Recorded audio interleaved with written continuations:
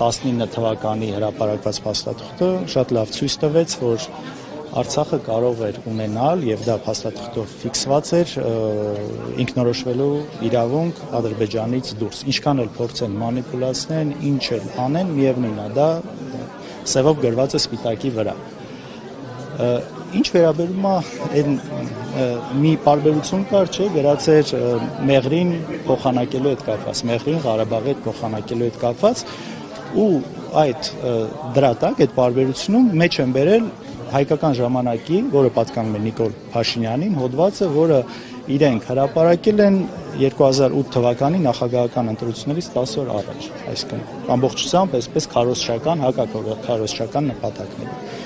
Հասկանում եք, այնքան անլուրջ է, էլի, չես հասկանում, լավ, ոնց կարա մարդ լինելով երկրի ղեկավար, այս կարգի հիմարի ու էշի տեղ դնի, շատ կներեք մեր ժողովրդին նման բան անելու համար։ Իսկն դու հրապարակում ես քո սեփական թերթից հոդված, անհասկանալի, ու սա որպես բանակցային փաստաթուղթ ես ներկայացնում։ Այն դեպքում, որ 99 թվականին սկսված բանակցությունները Մեղրիով ճանապարհ տրամադրելու շուրջ իր հանգուցալուծումը վերջնական տեսքը ունեցել է Քիվեստում։ Եվ դրա համար մեր պահանջն էր, որ հրապարակի Քիվեսյան փաստաթուղթը։ Իսկ այն, որ ասում են, որ դա չկա, ես օրինակ չգիտեմ, իրանք դիմել են,